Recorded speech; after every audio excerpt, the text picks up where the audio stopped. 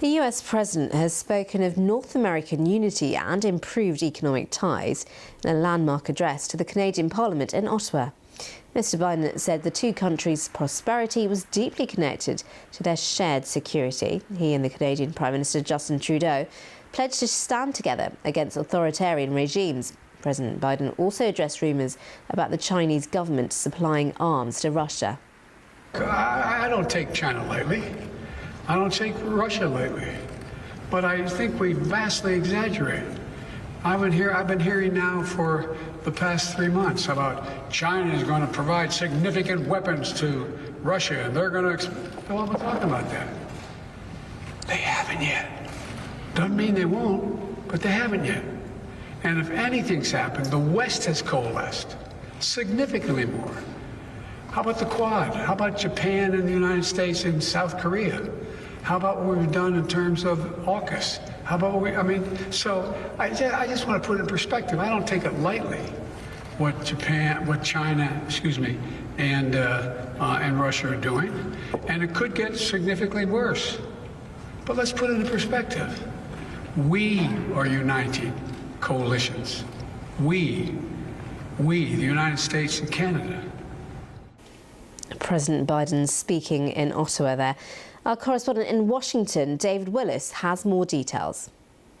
Yes, very much so. There's been cordial relations between these two leaders, Vishala, since Joe Biden was elected president. A change, of course, from the situation under Donald Trump, where at times the relationship was somewhat hostile. And today the two leaders agreed, amongst other things, on the need to stand up economically to China by boosting, for example, semiconductor production and the mining of the sort of minerals that go into electric cars and batteries. Canada is rich in just such minerals, and indeed the two leaders seem to be getting on famously. Justin Trudeau calling President Biden Joe at the press conference they held in Ottawa today.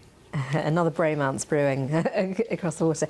In terms of sort of the detail of what they covered a lot of ground in terms of, like what you just mentioned, economic ties, but they also talked about asylum seekers as well, crucially.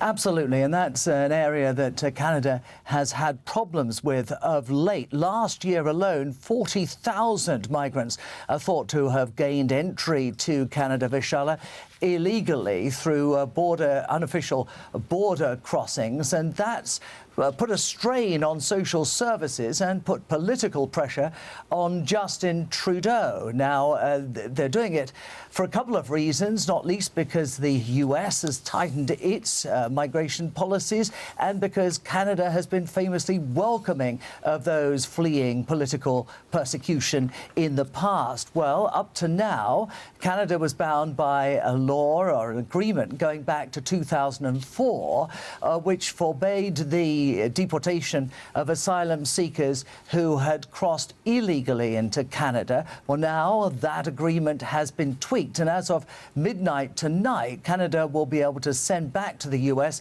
those migrants who have entered the country through illegal border control points. Now, immigration advocates have condemned the move. They say that this will make life all the more difficult for some of the poorest people in the world. It's worth making the point as well that Canada has agreed in return to take in 15,000 migrants a year from Central and South America. The hope being, or the intention being, that it will ease the pressure on the border at the south of the United States, the border it shares with Mexico.